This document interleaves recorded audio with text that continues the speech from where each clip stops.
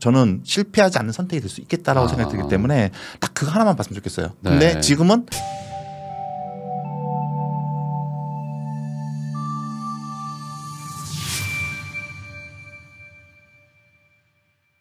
그럼 지금까지 한번 무주택자분들에 대한 얘기를 나눠봤는데 사실 무주택자분들도 고민이지만 1주택자분들도 고민인 거는 뭐 마찬가지거든요. 그렇죠. 지금 네. 북극성주님도 그 1주택자들 고민 해결도 많이 해주시잖아요.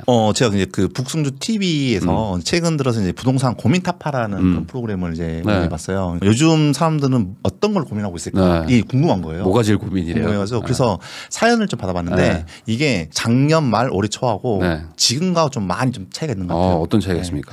작년 말에는 그래도 좀 어디 지역의 아파트를 매수해야 될까요? 이런 어떤 고민이 가장 많았다고 한다면 최근 들어서는 내가 1주택자인데 내가 어디 지역으로 갈아타는 것이 가장 베스트할까요? 이게 지금 가장 많은 고민하고 있고 또 이제 다주택자 포지션을 갖고 계신 분들 같은 경우에는 아무래도 이제 다주택자에 대한 규제 때문에 뭐 이것도 저것도 뭔가 할 수 없는 상황이 되다 보니까 이제 수익형 부동산으로 해서 뭐 상가나 뭐 꼬마 빌딩으로 이렇게 늘려가는 그런 상황인데 뭐 어떻게 이거를 기존에 있는 어떤 그 주택을 매도를 하고 상가나 꼬마 빌딩으로 갈아타기를 하는 것이 맞을지 이런 고민들이 요즘에는 가장 많은 것 같아요. 그러니까 작년만 해도 무주택자분들이 뭔가를 산다 이런 고민이 좀 많았다면 지금은 이제 그런 분들은 조금 약간 주춤하고 있고 오히려 1주택 가지고 있는 분들이 뭐 지금 어떻게 좀 갈아타요? 뭐 이런 그렇죠. 거 그러니까 뭔가 자산을 좀 바꾸고 싶어하는 고민 쪽으로 좀 더 많아졌다. 또 하나 1주택자 같은 경우에도 내가 1가구 2주택을 해서 양도세에 대한 비과 세대를 받을지 이 포지션을 가져갈지 아니면 아예 뭐 두 채, 세 채, 네 채를 늘려서 다주택자를 포지션을 가져갈 것인지 이런 고민이 작년 말까지는 있었죠. 그렇죠. 근데 지금은 그냥 저 있는 거 그냥 A에서 B로 옮겨야죠. 뭐 이런 정도. 지금은 거의 이제 갈아타기에 대해서 사람들이 많이 좀 그 고민하고 있는 것 같아요. 근데 이 갈아타기라는 거는 사실 뭐 그 상승장이든 하락장이든 항상 생각하는 거잖아요. 왜냐면 이거 꼭 집을 돈으로 보기보다도 어차피 우리 애가 지금 커가고 있고 그쵸. 뭐 학군지로도 뭐 가야 되는 분들도 있고 언제든지 갈아타기의 수요는 있을 수밖에 없는데 그래도 타이밍을 좀 잡아야 되니까 지금은 갈아타기가 적절한 시점이다라고 보세요? 아니면은 1주택자도 조금은 좀 대기를 좀 해야 된다. 이건 명확한데요. 지금은 갈아타기를 하고자 하는 그 수요도 지금은 저는 일단 스톱을 하고 시장 상황이 좀 더 불확실성에서 좀 더 확실성을 바뀔 때 어느 정도 이제 확신에 대한 어떤 시그널을 주었을 때 그때 움직이는 것이 좀 맞다고 보고 있는데 왜냐하면 갈아타기의 가장 큰 핵심은 그거잖아요. 그러니까 내가 지금 거주하고 있는데 그 A라는 집이에요. 근데 내가 같은 지역이라 하더라도 B라는 집으로 이사를 가는데 더 좋은 집으로 이사 가고 더 넓은 집으로 이사 가고 더 비싼 집으로 이사 가지 더 싼 집으로 이사 가고 이러지 않을 거 아닙니까? 싼 집으로 가는 분을 본 적이 없는 것 같아요. 그렇죠. 사업이 힘든 분 아니면. 맞아요. 정말 왜냐하면 그런 사람은 여기 고민하지 않아요. 그건 고민을 안 하죠. 자기의 상황에 맞춰서 어쩔 수 없이 가야 되기 때문에 이걸 실행해야 되는 상황이기 때문에 근데 상급지로 갈아탄다는 그 가장 큰 이유 중에 하나는 뭐냐면 내가 실거주 요건에 대한 부분도 만족을 하면서 또 하나는 그렇죠.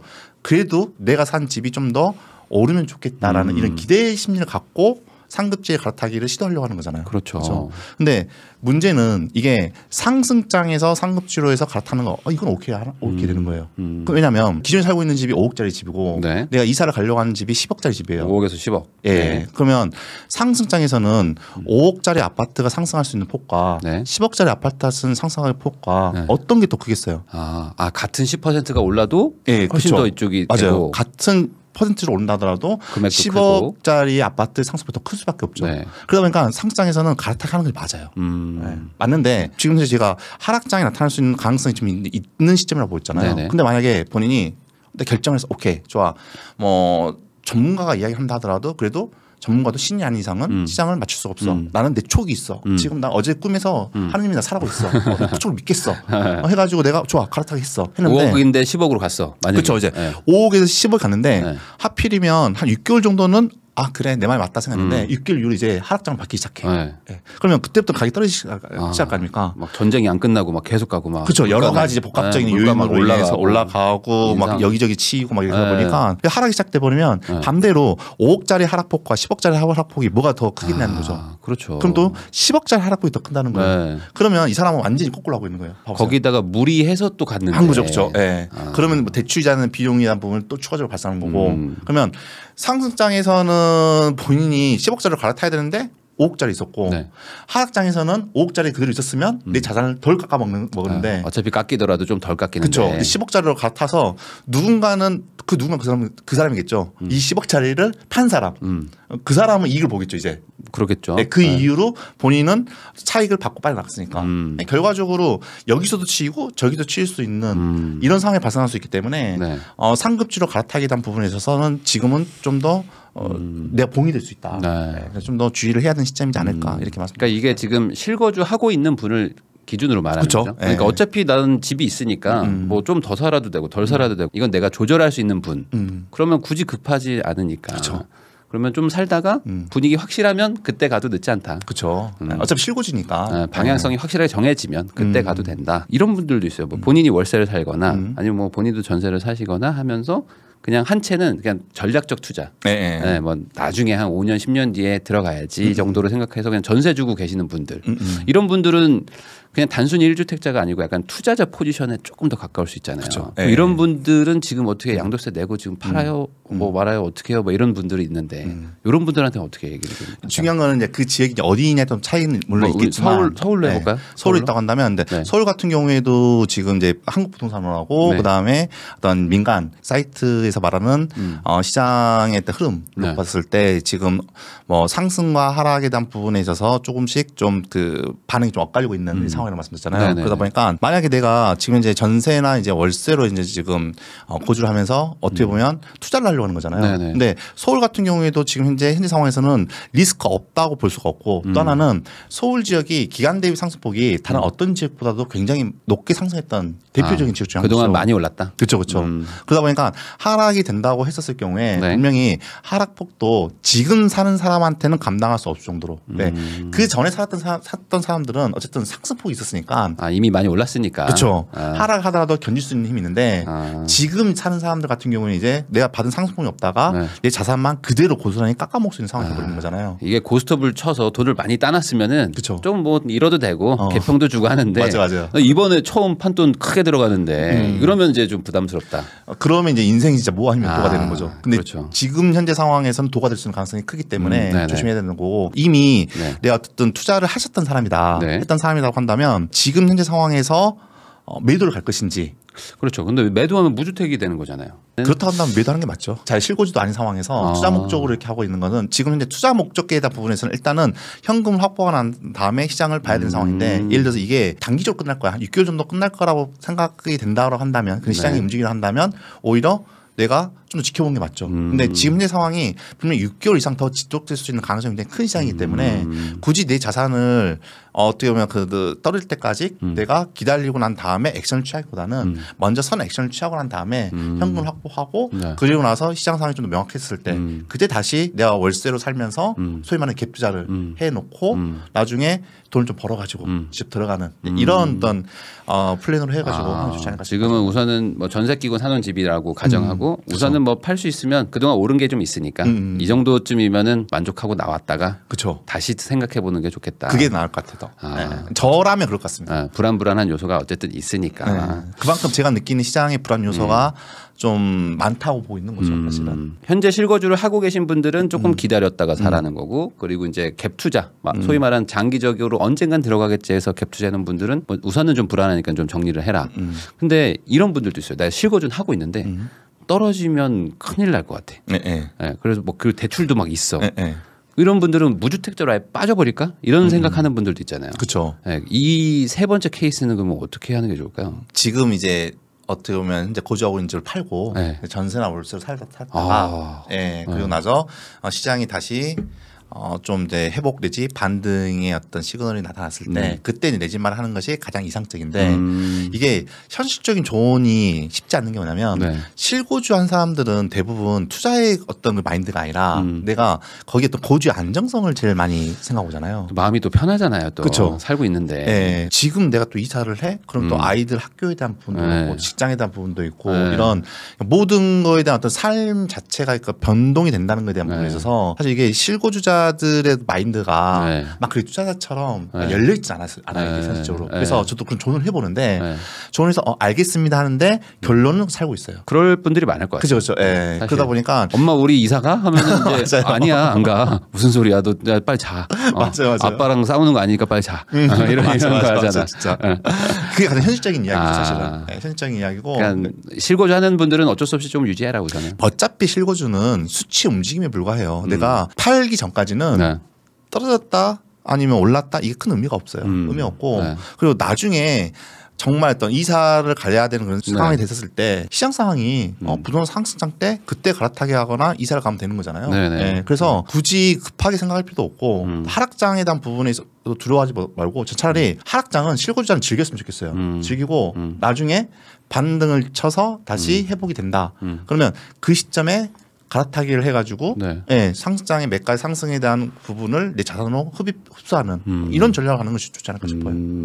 이거가 갑자기 궁금한데 지금 서울 기준으로 얘기를 하고 있으니까 서울의 특정 지역들 막 고가 지역들은 막 올라가고 있어요. 막 지금 상승세가 또 있는 지역들도 있잖아요. 뭐 어떤 이슈 같은 것들이 있으니까. 그런데 그런 대로 갈아타기 하려는 약간은 그래도 좀 약간 자산이 좀 있으신 1주택자분들. 근데 요 갈아타는 다음 단계가 강남이야. 예를 들어 강남 뭐 반포 막 용산 이런데요. 근데 이런 데들은 막 가격이 올라간다는 얘기도 막 있는데 이런 특수한 분들은 어떻게 지금이라도 좀 가야 되나요? 아니면은 그래도 좀 기다려 볼까요? 근데 그런 분들은 사실 전부 다 그 15억 이상이 넘잖아요. 그렇겠죠. 대출 없이 살 수 있는 사람이잖아요. 그렇죠. 그러니까 대출은 어차피 상관이 없는 분이 있을 수도 있죠. 그 사람들까지 조언을 저는 할 필요 없다 생각하고요. 그러니까 어차피 대출은 안 받는데 그냥 어차피 가긴 가야 되는데 저기가 막 올라는 가고 있어. 그럼 좀 기다리면 싸게 살 수 있나? 이런 생각을 하는 분들도 있단 말이죠. 근데 이제 그런 분들 같은 경우는 사실은 투자를 하고 난 다음에 견딜 수 있는 힘이 충분히 있으신 분이에요. 그렇긴 해요. 그리고 지금 이제 방금 말씀드린 것처럼 신고가를 찍었던 지역들을 특히 그 지역들 보면 대표적으로 전부 다 재건축 단지 움직임이 굉장히 큰 지역들이에요. 맞습니다. 그 지역의 재건축은 앞으로는 그들만의 리그가 형성될 수 있는 가능성이 크기 때문에 어떻게 보면 그분들 생각은 앞으로 떨어진다 하더라도 지금 투자를 해놓은 것이 가장 그래도 내가 저렴한 시점이다라고 이렇게 판단을 되고 있는 상황이다 보니까 사실 그분들의 어떤 선택에 대한 부분이 내가 떨어졌어? 5, 6억 떨어졌어? 좋아. 나중에 오를 때는 한 2, 30억 오를 텐데 이런 마인드를 갖고 있기 때문에 그 수요가 쉽게 빠질 거다 저는 그렇게 보고 있지 않거든요. 그래서 그 사람들은 투자하지만 갖고 있는 물건은 쉽게 매물로 내놓지 않을 겁니다. 그러니까 이건 좀 다른 판이다. 그렇죠. 그러니까 어차피 매수할 때 뭐 19억에 사나 20억에 사나 나중에 새 아파트 돼서 뭐 3, 40억 될 건데라고 생각하고 사시는 분들이 많다 보니까 그쵸. 이 지금의 뭐 금리나 뭐 이런 뭐 불안 요소 같은 것들을 길게 보면 사실 그냥 옛 추억 같이 그냥 가벼워지는 거니까 이거는 좀 다른 판으로 봐야 되겠네요. 그래서 저는 사실 이 방송을 통해서도 좀 제 어떤 경험을 좀 전달해 드리고 싶은 게 뭐냐면 인생의 어떤 리그가 1부 리그부터 7부 리그가 있다 한다면 저는 7부 리그 했던 사람들이 6부, 6부에서 5부 이렇게 올라서 1부 리그로 갔으면 하는 바람으로 경험을 주는 거지. 그렇죠. 일부 이 사람들은 뭘 해도 하고 이 사람들은 뭘 해도 다른 사람보다는 이미 잘 먹고 잘 살아. 자기가 사는 방법은 전부 다 알고 있어.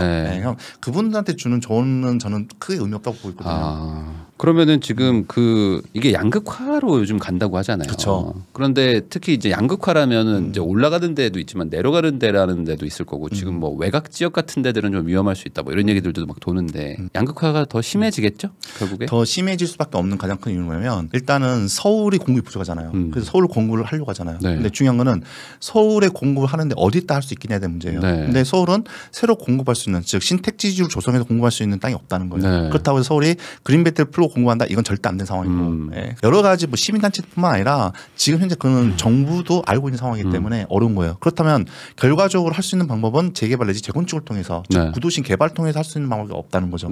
그러면 재건축만 놓고 이야기한다 했을 경우에 재건축은 그 입지가 이미 정해져 있잖아요. 정해진 상황에서 다만 여기는 사람들의 수요도 굉장히 많고 사람이 굉장히 살고 싶어하고 어떤 입지적 가치가 굉장히 높은 곳이야. 한 가지 문제가 있다 한다면 집이 너무 낡았어. 그러니까 낡은 집을 새 집을 올려준다고 해.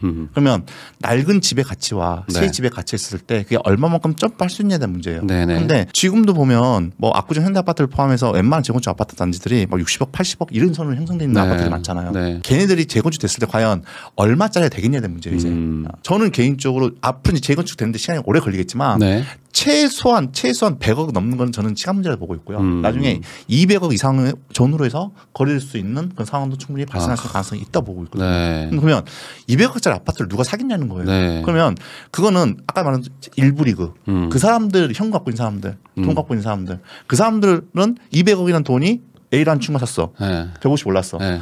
B라는 친구가 샀어. 네. 200 올랐어. 네. 다시 내가 샀나? 300 올랐어. 이런 식으로 자기만의 일로 가격이 올라간다는 거죠.